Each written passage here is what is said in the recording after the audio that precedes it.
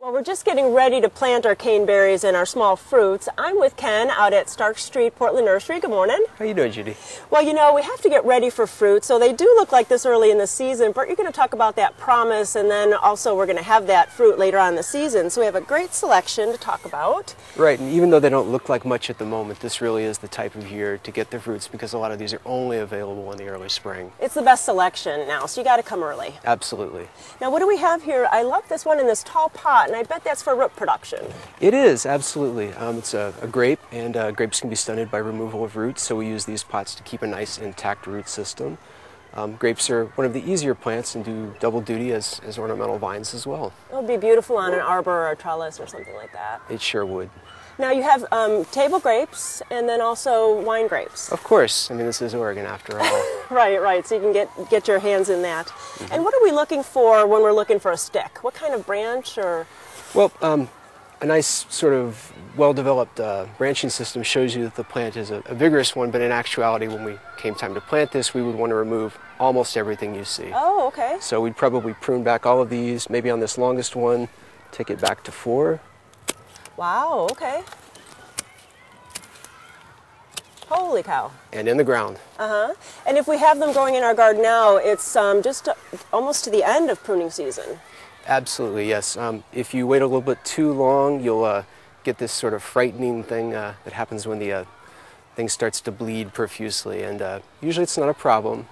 They can be cauterized in extreme situations, but it stops on its own, sometimes after a few days. Oh, okay, so don't worry too much, but next time do it earlier in the season. Absolutely. February is usually the time. And blueberries have to be my favorite in the garden, and you have some beautiful ones here, and we have some different types, and I can't believe there's so many different ones. Oh, yeah. Some of the commercial varieties are 6 to 8 footers ultimately, wow, and pretty large. Big. But for the homeowner with the small urban lot, we have a lot of other varieties which are smaller in stature. Mm-hmm. For instance, Top Hat is a real small guy that does either a nice container or can be used as an edging, a border around a larger bed. And a beautiful kind of golden grassy effect in the winter landscape. It's very pretty. And what about this one with this beautiful foliage? That's Sunshine Blue, which is actually a southern high bush type, and it is evergreen, although as you can see through fall and winter it has this lovely pinkish red color. Beautiful. And about a 3x3, so again a good subject for a bigger container, and takes heat better than some, so nice. Also nice for the patio. Very nice. And this one has beautiful red twigs, so it'd be almost a nice ornamental too. Of course, in addition to a great fall color, blueberries have a lot to recommend them as landscape plants. Ah. And do we want to pick more than 1 or 2 to put in? This is a really nice one. I bet we're going to have fruit on this. Right, yeah. Typically you want to have at least 2 varieties which have bloom times that overlap so you can get good cross-pollination. The yields are better then. With a younger plant like any of these, we probably would want to take the flowers off for the first year and let the plant work on its root system. For a bigger plant like this, we might remove some flowers, but you could probably indulge yourself and get a little fruit this year.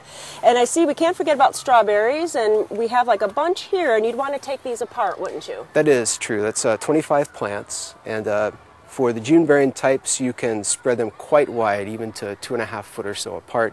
For the ever-bearing types, you'd put those about 12 to 15 inches apart, usually in raised beds or mats. They don't really appreciate wet feet, and of course our soils are fairly saturated for much of the winter here.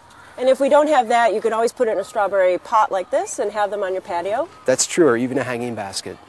And we have also caneberries, like raspberries or blackberries. Mm-hmm.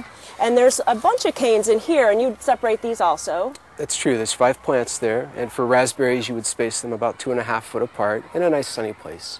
You know, you have so many things. We have kiwi, you have pawpaw, you have olives, you have so many different things. So come out and see Ken and his staff. They'd be answering all your questions. Thanks so much for having us out. Thanks, Judy.